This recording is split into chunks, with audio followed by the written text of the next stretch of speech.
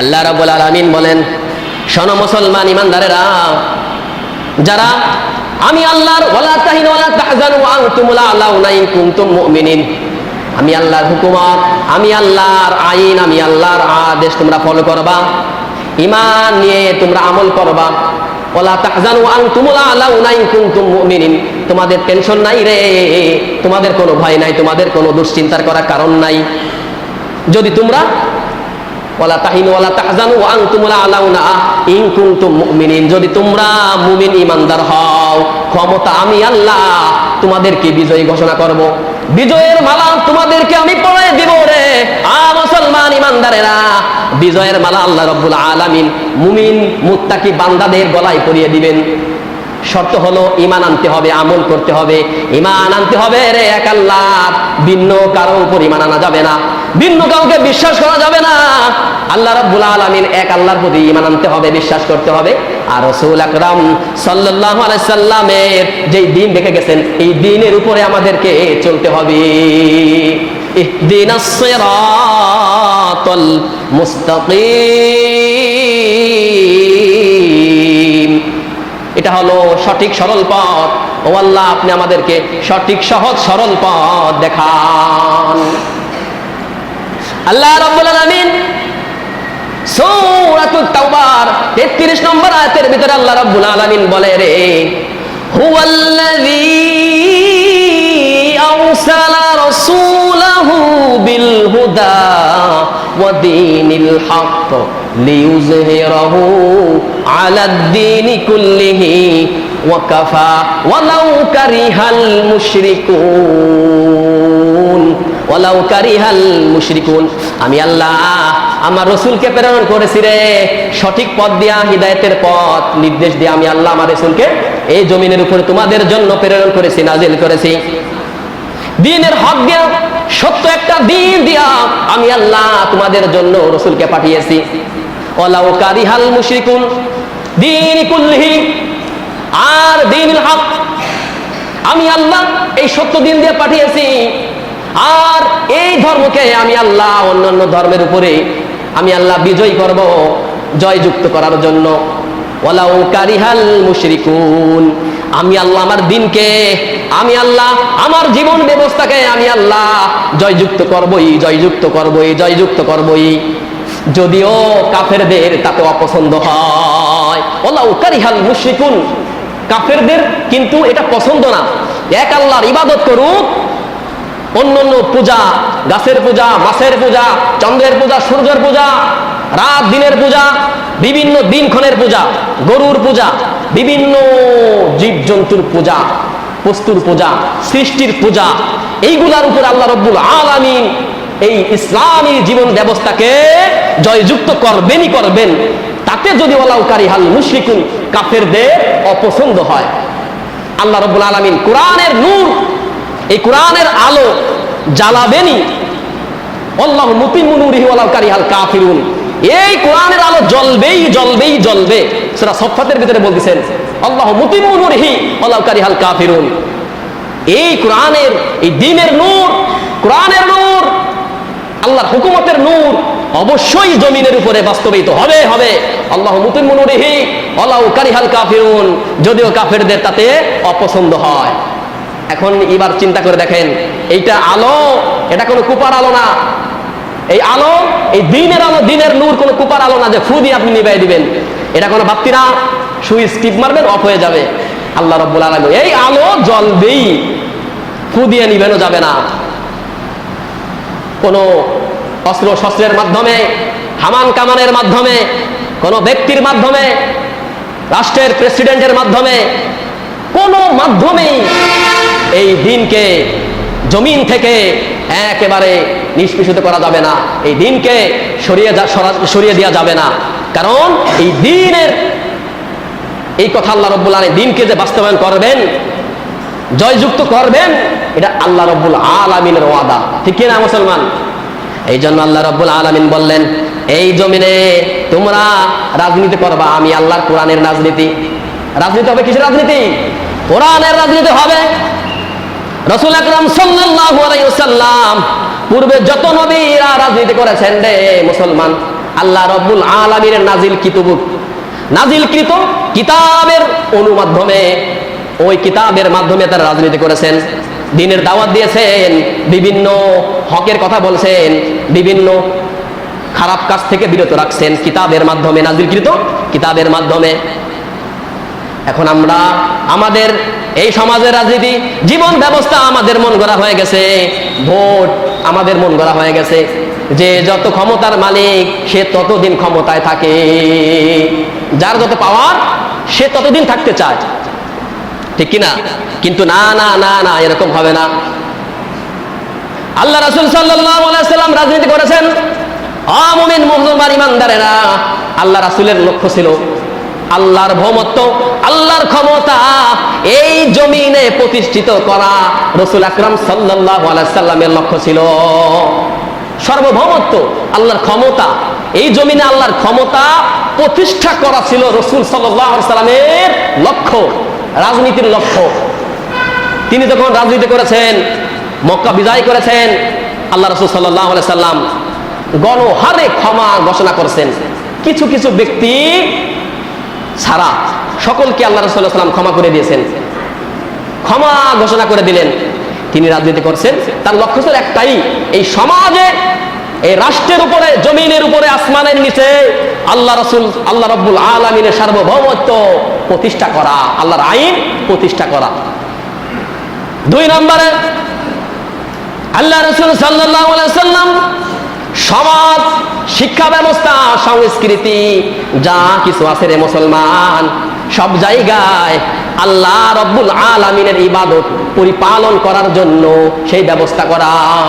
সর্বক্ষেত্রে, চাকরি, ফ্যাক্টরি, যেখানে যে ব্যবস্থা আছে না কেন, শিক্ষা ব্যবস্থা, সমাজ ব্যবস্থা, সব জায়গায়, অর্থনীতি, সংস্কৃতি, সব জায়গায় আল্লাহ রব্বুল আলামিনের ইবাদত পরিপালনের ব্যবস্থা করে দেওয়া। 2 নম্বর লক্ষ্য। আল্লাহ রব্বুল আলামিন, আল্লাহ রাসূল সাল্লাল্লাহু আলাইহি ওয়াসাল্লাম, ও মুসলমান ইমানদারেরা, এই সমাজ পরিচালনা করা রে, রাষ্ট্র পরিচালনা করা না, 3 নম্বর উদ্দেশ্য, 3 নম্বর লক্ষ্য ছিল রাসূল আকরাম সাল্লাল্লাহু আলাইহি ওয়াসাল্লামের রাজনীতির লক্ষ্য ছিল, 3 নম্বর লক্ষ্য হলো এই সমাজে একজন আল্লাহ ভীরু, তাকওয়াশীল বান্দার মাধ্যমে সমাজ পরিচালনা করা। একজন খোদা ভীরু, আল্লাহ ভীরু লোকের মাধ্যমে সমাজ পরিচালনা করা। আজকের সমাজ আমরা কার মাধ্যমে পরিচালনা করি? বেনামাজি, দাড়ি নাই, টুপি নাই, ইসলামের কিচ্ছু বোঝে না, গোসলের ফরজ জানে না, রোজা থাকে না, ইসলামের কোনো হুকুমত ধারে না, আল্লাহ রাব্বুল আলামিনের কোনো অর্ডার ফলো করে না, ইসলামের সাথে টোটালি কোনো সম্পর্কই নাই, কোনো সম্পর্ক নাই। এরা হয় আমাদের সমাজের প্রতিনিধি, উকিল, আমাদের নেতৃত্ব দেয় তারা, আর আমরা তাদেরকে ভোট দেই। আল্লাহ রাসূল সাল্লাল্লাহু আলাইহি ওয়াসাল্লামের প্রতিনিধি, উকিল নির্বাচন করার জন্য তার 3 নম্বর লক্ষ্য ছিল এই সমাজ পরিচালনা করবে আল্লাহ ভীরু লোক, যার ভিতরে আল্লাহর ভয় আছে, তাকওয়াশীল, আল্লাহকে ভয় করে, আল্লাহর দ্বীনকে মান্য করে, আল্লাহর হুকুমত বাস্তবায়ন করার জন্য লক্ষ্যে কাজ করে। এই সব ব্যক্তিরা হবে সমাজের প্রতিনিধি। কিন্তু আমাদের সমাজে এরকম প্রতিনিধি পাওয়া খুবই দুষ্কর, ঠিক কিনা? পাওয়া খুবই কম, পাওয়া যায় না। আছে, সব নেতারা খারাপ হয় না, তাদের লক্ষ্য ছিল এইটা।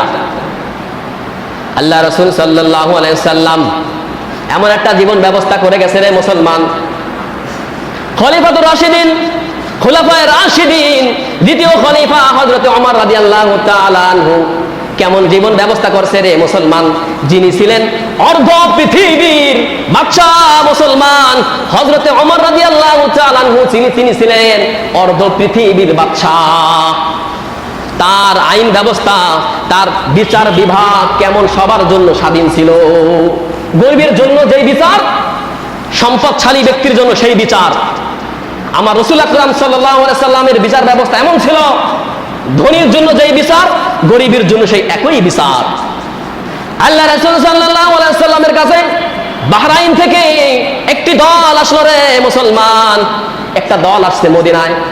বলতেছেন, ইয়া রাসূলুল্লাহ সাল্লাল্লাহু আলাইহি সাল্লাম, আমরা বাহরাইন থেকে আসছি, আমরা মদিনায় থাকতে চাই, আমরা আপনার কালিমার বায়াত গ্রহণ করতে চাই, আমরা কালিমা গ্রহণ করে মুসলমান হতে চাই। আল্লাহ রাসূল সাল্লাল্লাহু আলাইহি সাল্লাম বললেন, ঠিক আছে তাহলে তুমি থাকো। আল্লাহ রাসূল সাল্লাল্লাহু আলাইহি সাল্লামের হাতে হাত রেখে তারা বায়াত গ্রহণ করছে, হাতে হাত রেখে বায়াত গ্রহণ করছে রে মুসলমান। দীর্ঘদিন যাবত মদিনার জমিনে, মদিনার ওই রাষ্ট্রের উপরে তারা তাদের জীবন চালিয়েছেন, জীবন ব্যবস্থা করছেন, খানার ব্যবস্থা করছেন, পরিধায় বস্ত্রের ব্যবস্থা করেছেন, যাবতীয় সকল ব্যবস্থা করছেন তারা মদিনায় থেকে। আল্লাহ রাসূল থাকার জন্য অনুমতি দিয়ে দিলেন। কিছুদিন পর তারা বলেন, ইয়া রাসূলুল্লাহি, ইয়া হাবিবাল্লাহ, মদিনার এই আবহাওয়া আমাদের জন্য আর ভালো লাগতেছে না, আমরা একটু বাহিরে যাইয়া অন্য রাষ্ট্রে যাই, আমরা একটু থাকতে চাই, আমাদের অনুমতি দেন, এই মদিনার আলো বাতাস আমাদের জন্য আর ভালো লাগতেছে না, আমরা অসুস্থ হয়ে পড়তেছি। আল্লাহ রাসূল সাল্লাল্লাহু আলাইহি সাল্লাম বলছে, রে বাহরাইনের দল, শোনো তাহলে তোমরা, অমুক জায়গায় একটা রাখাল সদকার মাল, সদকার উট লালিত পালিত হয়, সদকার উট লালিত পালিত হয়, কিছু রাখাল আছে, তোমরা ওখানে যাও, ওখানে গিয়ে তোমরা উটের দুধ পালন করবা, উটের দুধ তোমরা খাবা, উটের দুধ তোমরা খেয়ে তোমাদের শরীরের শক্তি গোজাবা, যদি তারপরে যদি তোমরা অসুস্থ হয়ে যাও, তা উটের পেশাব তোমরা পান করবা, দুধ পান করবা, আর উটের যদি অসুস্থ হয়ে থাকো উটের পেশাব তোমরা পান করবা। তাফসীরের ভিতরে আসছে, ওই দল ওই রাখালদের ভিতরে থাকলো, উটের দুধ পান করলেন, পান করার পরে তারা কিছুদিনের মাধ্যমে তারা তাদের দেহের ভিতরে অনেক শক্তি পাইল, হৃষ্টপুষ্ট হয়ে গেল, তাদের শরীরে যখন শক্তি গুজায় গেল, তাহলে তারা নেবখারামি করলেন, তারা প্রতারণা করলেন, তারা ধোঁকাবাজি করলেন, ওইসব রাখালদেরকে তারা মেরে ফেললো, কিছু কিছু রাখালের হাত কেটে ফেললো, কিছু কিছু রাখালের পা কেটে ফেললো রে মুসলমান, কিছু কিছু রাখালের চোখের ভিতরে কাটা বিন্দে দিয়া তাদের চোখ অন্ধ করে দিল। এরকম কত বিক্ষত করে ফেললো রাখালদেরকে ওই বাহরাইন থেকে আসা একটা দল। তাদের ভিতরে ছিল শয়তানি, তাদের ভিতরে ছিল প্রতারণা, তাদের অন্তরের ভিতরে ছিল ধোঁকাবাজি করা। আল্লাহ রাসূল তো তাদের ভালোবাসলেন, ভালোবাসে তাদেরকে ওই মদিনায় থাকার জন্য অনুমতি দিলেন। আবার অসুস্থ হয়ে গেলেন, যাও তোমরা সৎকার মাল আছে, সৎকার উট আছে, ওখান থেকে উটের দুধ পান করবা, পান করার পর তোমাদের শরীরে শক্তি আসবে, যদি তারপরে অসুস্থ হয়ে যাও তাহলে তোমরা উটের পেশাব তোমরা পান করবা, তোমরা সুস্থ হয়ে যাবা। কিন্তু তারা প্রতারণা করলো, রাখালদের সব মেরে ফেললো, আর তাদের উটগুলাকে নিয়ে তারা চলে যাচ্ছে, বাহরাইনের দিকে চলে যাচ্ছে। আল্লাহ রাসূল সাল্লাল্লাহু আলাইহি সাল্লামের কাছে এই ঘোষণা পৌঁছায় গেল। আল্লাহ রাসূল সাল্লাল্লাহু আলাইহি সাল্লাম একটা দলকে পাঠিয়ে দিল, যাও তোমরা তাকে ধরাও করো, ওকে পাকড়াও করো। অশ্বরোহী যাওয়ার পর ওই দলকে তারা পাকড়াও করলো, ধরলো। আল্লাহ রাব্বুল আলামিন রাসূল আকরাম সাল্লাল্লাহু আলাইহি সাল্লামের বিচার বিভাগের প্রথম বিচার কিভাবে বিচার করবেন রে মুসলমান? আল্লাহ রাসূলের উপর কোনো আয়াত নাযিল হয় নাই, আর রাসূল আপনার বিচার বিভাগের বিচার আপনি সবার জন্য স্বাধীন করবেন, এই কাজ করলে এই বিচার করবেন, এই গুনাহের মাধ্যমে আপনি এই বিচার করবেন, কোনো আয়াত নাযিল হয় নাই। আল্লাহ রব্বুল আলামিন রে সূরা মাইদার 33 নম্বর আয়াত নাযিল করে দিলেন, ইন্নামা জাযাউল্লাযিনা ইউহারিবুনাল্লাহ ওয়া রাসূলাহু, ও রাসূল যারা এই জমিনের উপরে যারা বিদ্রোহ সৃষ্টি করে আল্লাহ রাসূলের জন্য, আল্লাহ রাসূলের প্রতি যারা যুদ্ধ ঘোষণা করে রে, যারা সমাজের ভিতরে তারা বিদ্রোহ সৃষ্টি করে, সন্ত্রাসী করে, অশান্তি ফাসাদান ইয়াকতালু, যারা ফাসাদ সৃষ্টি করে এই জমিনের উপরে, ইয়া রাসূল আকরাম সাল্লাল্লাহু আলাইহি ওয়াসাল্লাম ইয়াকতালু, তাদেরকে আপনি কতল করবেন, আইয়ুসাল্লাবু আও তাকাতাইদিহিম ওয়ারজুলুহুম মিন খিলাফিন আও ইউফাউ মিনাল আরদ যালিকা লাহুম খিজুন ফিদ দুনিয়া ওয়া লাহুম ফিল আখিরাতি আযাবুন আযীম। ও রাসূল সাল্লাল্লাহু আলাইহি ওয়াসাল্লাম তাদের জন্য বিচার হলো 4টা, তাদের জন্য বিচার হলো 4টা। যারা হত্যা করে রে, যারা মানুষকে হত্যা করে দেয়, আর যারা আল্লাহ রাসূলের প্রতি যারা যুদ্ধ করে, আর যারা আল্লাহ আল্লাহ রসুলের আইনের উপরে তারা যুদ্ধ করে রে, আর যারা এই সমাজে ফিতনা ফাসাদ সৃষ্টি করে, সন্ত্রাসী করে, তাদেরকে এক নম্বর হলো তাদেরকে কতল করে ফেলা।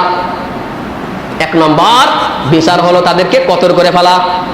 তাদের ডান হাত অথবা ডান পা অথবা বিপরীত কোন অংশ তাদেরকে কর্তন করে ফেলা। এক নম্বর হলো তাদেরকে কতল করা। তাদের ডান হাত অথবা ডান পা বিপরীত অংশ থেকে তাদেরকে কর্তন করে ফেলা। 3 নম্বরে তাদের শুলবিদ্ধ করা, তাদের শুলে চড়ানো। 4 নম্বরে তাদেরকে দেশান্তরিত করা। এই 4টা আল্লাহ রাব্বুল আলামিন নাজিল করে দিলেন। সূরা মাইদার 33 নম্বর আয়াতের ভিতরে পেয়ে যাবেন। এই 4টা বিচার হলো তাদের প্রতি।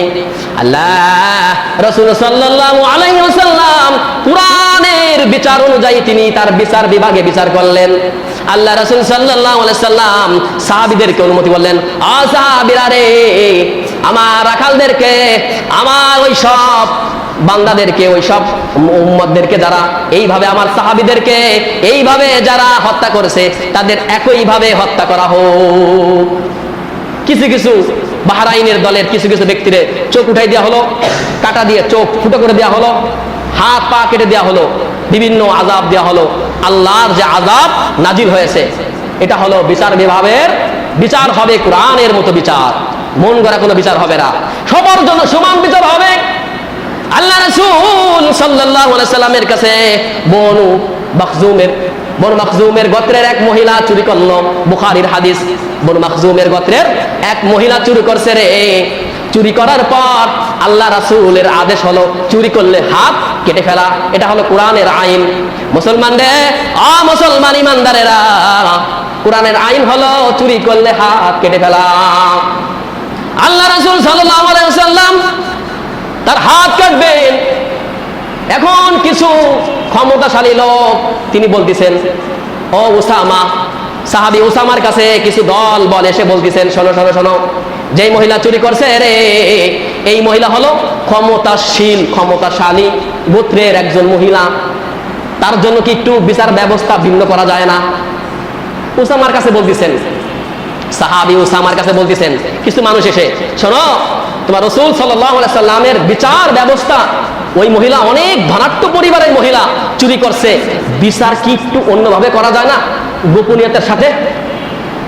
সাহাবী উসামা রাদিয়াল্লাহু তাআলা আনহু যাইয়া রাসূলের কাছে বললেন, রাসূল আকরাম সাল্লাল্লাহু আলাইহি সাল্লাম, ইয়া রাসূলুল্লাহ, ইয়া হাবিবাল্লাহ, এই মহিলা বড় ধনাঢ্য পরিবারের মেয়ে, একজন সম্পদশালী গোত্রের মহিলা, এর জন্য কি একটু বিচারের ব্যবস্থা ভিন্ন করা যায়? আল্লাহ রাসূল বলছে, ও উসামা শোনো, তুমি কি ওই আল্লাহর আইনের উপরে কথা বলতেছো? ওই আল্লাহর আইনের উপরে হস্তক্ষেপ করতেছো? তুমি কি আল্লাহর আইনের উপরে সন্তুষ্ট না? তুমি কি আল্লাহর আইনের উপরে, ওয়ার্ডারের উপরে রে, বিচারের উপরে তুমি কি অসন্তুষ্ট প্রকাশ করতেছো? উসামা বললেন, ইয়া রাসূলুল্লাহ, ইয়া হাবিবাল্লাহ, আমার বড্ড ভয় হয়। না না না না, আমি আল্লাহর আইনের উপরে আমি কোনো হস্তক্ষেপ করব না, আমি কোনো কথা বলবো না। ইয়া রাসূলুল্লাহ, যে আইন আছে কোরআনে, আল্লাহ যে আইন নাজিল করেছে, ওই আইন আপনি বাস্তবায়ন করুন, আমার বড্ড ভুল হয়ে গেছে। আল্লাহ রাসূল সাল্লাল্লাহু আলাইহি সাল্লাম বললেন, ভাষণ দিলেন, শোনো, এই গোত্রের মহিলা না হয়ে যদি আমার ফাতেমা, আমার কন্যা ফাতেমা তু জোহরা রাদিয়াল্লাহু তাআলা আনহা জান্নাতের মহিলাদের সর্দারিনী হবে, যিনি জান্নাতের মহিলাদের সর্দারিনী যিনি হবেন, ওই ফাতেমাও যদি চুরি করত, একই বিধান, একই আইন আমি চালু করতাম, আমার মেয়ের হাত কেটে ফেলতাম চুরির অপবাদে। আজকে তোমরা বলতেছো সম্পদশালী লোক, সম্পদশালী মহিলা, তার জন্য দিবার ব্যবস্থা, আমার এই বিচার বিভাগের বিচার ব্যবস্থা আমি একটু শিথিলতা করি? কখনো নয়। আমার মেয়ে হলেও আমার মেয়ের হাত কেটে ফেলতাম। এই জন্য মুসলমান শুনুন, এই রাজনীতি হবে কোরআনের রাজনীতি। বিচার বিভাগ, যত বিচার বিভাগ আছে আমরা দেখতে পেয়েছি বিগত কয়েক বছরে ক্ষমতার পাওয়ারে তারা যা ইচ্ছা যা খুশি তাই করছে। যত টাকা পাচার করার বেগম পাড়ায়, কানাডাতে বেগম পাড়া করছে, যত টাকা পাচার করা তারা পাচার করছে। এক একজনে 4টা 5টা করে বাড়ি বানাইছে দেশের বাহিরে। তারা জানতো যে এককালে আমাদের এই দেশ থেকে পালানো লাগবে, আগে ব্যবস্থা করে নেই। তার উদ্দেশ্যই ছিল এটা। তাদের উদ্দেশ্য ছিল মানুষকে, অনাহারী মানুষের পাশে দাঁড়ানো, তাদের ঘরের ব্যবস্থা করে দেওয়া, খাবারের ব্যবস্থা করে দেওয়া, বস্ত্রের ব্যবস্থা করে দেওয়া। এটা হলো ভুল। তাদের মূল লক্ষ্য ছিল আমাদের নিজেদের পুঁজি করা, নিজেদের ব্যাংক ব্যালেন্স পাহাড় সম পরিমাণ করা। এটা হলো আমাদের সমাজের রাজনীতি। শোনেন মুসলমান, সামনে আমাদের রাজনীতি আসবে। রাজনীতি ভোট দেওয়ার ক্ষেত্রে 4টি কথা আমাদের স্মরণ রাখতে হবে। তাফসীরে কিতাবের ভিতরে আসছে, গণতন্ত্র হারাম, ডেমোক্রেসি ইজ দা গভর্নমেন্ট। এই গণতন্ত্র বলা হয় by the people, for the people, of the people. মানুষের দ্বারা মানুষের জন্য যেই গণতন্ত্র, ওটাকেই বলা হয় গণতন্ত্র। জনগণের মাধ্যমে যেই প্রতিনিধি দাঁড় করানো হয়, জনগণ সকল ক্ষমতার উৎস হলো জনগণ। এটা বলা হয় ক্ষমতা, দায়িত্ব সবকিছু জনগণের হাতে। জনগণ হলো সকল ক্ষমতার উৎস, এটাকে বলা হয় গণতন্ত্র। যেটা মানুষের মাধ্যমে মানুষের আইন বাস্তবায়ন করা হয়। 1863 সালে আব্রাহাম খান লিঙ্কনের যে ধারা গণতন্ত্র, তিনি বলছেন ডেমোক্রেসি ইজ দা গভর্নমেন্ট, গণতন্ত্র তিনি প্রথম আবিষ্কার করেন। আর ওই ধারায় আমরা আজকে মুসলমান ওটাই ফলো করতেছি, গণতন্ত্র। ইসলামের হুকুমত হলো খেলাফত, খেলাফত প্রতিষ্ঠিত করা, খেলাফত প্রতিষ্ঠিত করা, গণতন্ত্র প্রতিষ্ঠিত করা না। এখন অনেক হুজুররা গণতন্ত্র এটাকে মেনে নিয়েছে। অনেক মুসলমান বলতে পারে গণতন্ত্র হারাম, তাহলে হুজুররা কেন গণতন্ত্র মেনে নিয়েছে? মেনে নিয়েছে 2টা কারণে। রুখসাত আজিমাত, মাসালা আসছে 2টা, রুখসাত আজিমাত। এই রুখসাতের ওই মাসালার অনুযায়ী তারা গণতন্ত্রকে মেনে নিয়ে রাজনীতি করতেছে। কারণ গণতন্ত্র যদি তারা রাজনীতি না করে, তাহলে দুষ্কৃতী লোক, ইহুদি, নাসারা, খ্রিস্টান, কাফের, বেঈমান, মুশরিকরা গণতন্ত্র করে তারা সমাজের প্রেসিডেন্ট হয়। এটার চাইতে আলেম ওলামারা যারা ইসলাম আল্লাহ ভীরু, তারা ক্ষমতায় গণতন্ত্রকে মেনে নিয়ে তারা রাজনীতি করবে, তাদেরকে ভোট দেবে। শুধু গণতন্ত্র, তাদের মূল লক্ষ্য হলো আল্লাহর সার্বভৌমত্ব, এই জমিনে সার্বভৌমত্ব প্রতিষ্ঠা করা। মূল উদ্দেশ্য এটা থাকতে হবে, তাহলে গুনাহ হবে না। গণতন্ত্র মেনে নিলে গুনাহ হবে না, কারণ তাদের অন্তরে আছে আল্লাহর আইন বাস্তবায়ন করা। এই আল্লাহর আইন বাস্তবায়ন করার লক্ষ্যে কি বর্তমানের সমাজের যারা নেতা আছে তারা কি এই নিয়ত করছে? এই নিয়ত করে নাই, কিন্তু তারা তাদের বাড়ি গাড়ি করবে, অর্থ সম্পদ করবে। এটা হলো হারাম। ভোট দেওয়ার ক্ষেত্রে 4টি কথা মনে রাখতে হবে। এটা হলো স্বাক্ষর দেওয়া, 2 নম্বর হলো উকিল নির্বাচন করা, 3 নম্বর হলো প্রতিনিধিত্ব, 3 নম্বর হলো আমানতদার। 1 নম্বরে ভোট স্বাক্ষর দেওয়া, ভোট দিলাম মানে স্বাক্ষর করলাম, আমি এই ব্যক্তিটা ভালো, আমি স্বাক্ষর করলাম।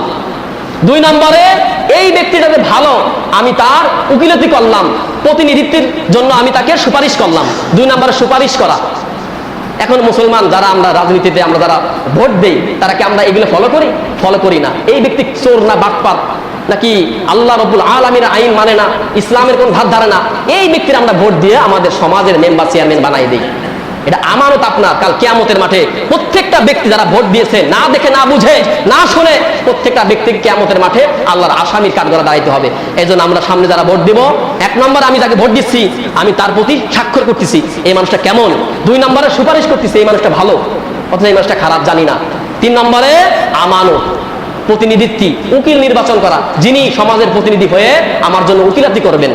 এই 3টা জিনিস আমরা লক্ষ্য করে সামনে আগামীতে আমরা নির্বাচন করব। আল্লাহু আলাম, আল্লাহ ভালো জানেন।